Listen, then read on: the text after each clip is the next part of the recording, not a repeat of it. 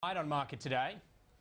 Yesterday we saw defensive area, the shelter from the storm, but today, as you mentioned, James, really nowhere to hide. In fact, if we have a look at the top 20 blue chips on the market, all trading lower today. If we have a look at the best performing out of the top 20, it was Woolies, which was down by 0.8%. So I guess the defensive area is faring better than the market, but altogether the market with a decline of 2.36%.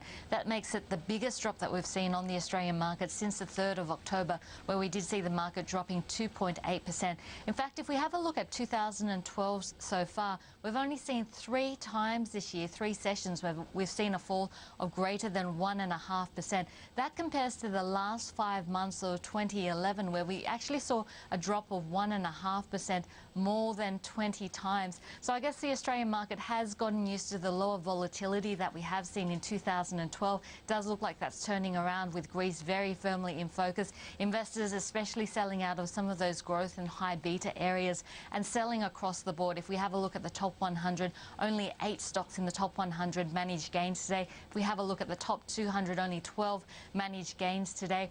All sectors trading lower. The exception was the utility space, the very defensive area and high yielding area, which did manage gains, but a massacre in terms of the miners. We saw BHP down a massive 4% in just one session. Rio Tinto was down by 3.9%, and Fortescue losing 5.1%. So unfortunately, a very ugly day on the Australian market today.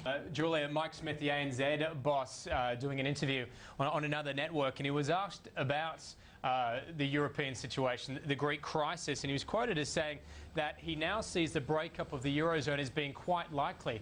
What a way to reassure markets. It's no reassurance to markets at all. So that uncertainty really are playing on markets at the moment and driving investors and traders away from risk into safe haven assets. And that's been the US dollar and the Japanese yen. That move into the US dollar, combined and coupled with the concerns over the demand coming through from the global economy, and especially China, given the softer numbers that we've seen over the last couple of weeks, has really meant a huge fall in commodity prices. We've seen that in the market today. And one of the stocks we've been watching is BHP Billiton, one of the biggest, well, the biggest stock on the Australian market. We saw it tumble through a key support level this morning on the market. In fact, it gapped down through that key support, and that really just saw an acceleration in selling today and massive volumes going through the stock. If we have a look at how much was traded in BHP, it was double the volume that we saw in Monday's session, and about 50% above the average value that we saw traded last week. So some massive volumes going through BHP, accelerated selling. We have a look at the next support level and have a look at a longer term chart of BHP. This is a 5-year chart of BHP, and you can see just how steep that fall has been over the last year. If we just have a look at the Fibonacci retracements and go from the low to the high, you can see that we're coming up to that 61.8% level, which was also a trough that we saw back in 2009, which is at 31.33. So we're watching that level, but today a key support level being broken. That low that we saw in April, we have surpassed that low, and unfortunately, that support with that support level being broken, we did see the bears quite heavily involved in BHP today. Is it more than that, Julia? I mean, are we starting to see short positions build up in BHP stock as people very much question the outlook of commodity prices due to that concerns over the global growth situation? That's one thing that I guess investors and traders have been discussing on the Bell Direct Facebook page, which is what do you do in a situation like this?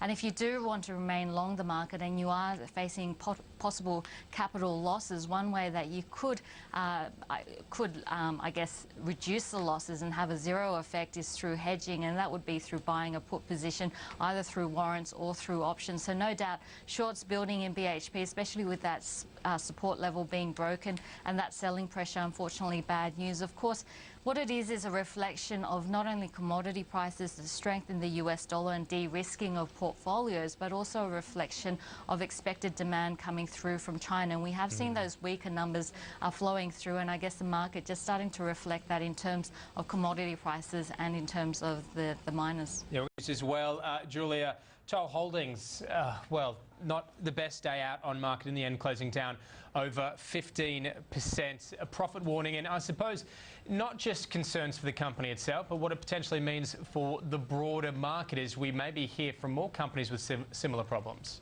Well, Toll Holdings is an important barometer of the Australian market as well as the global economy. If you have a look at the major customers of BHP Billiton, it's the blue chip customers that are listed on the Australian market. So when you see a stock like this coming out with a profit warning, then it does send a shock through the market, and in particular the retail sector, which is just quoting as significant weakness. Now, if we have a look at this profit warning coming through, we know that Japan has been weak, so that Footworks business, which is Japan related, seeing some significant troubles there. So today a profit warning, asset write-downs, possible disposal of assets as well. Toll Holdings down by 15.2%, but no doubt some of its other blue chip companies are probably responsible for the weakness that we are seeing in terms of Toll's business, and that's because it is seen as a bellwether.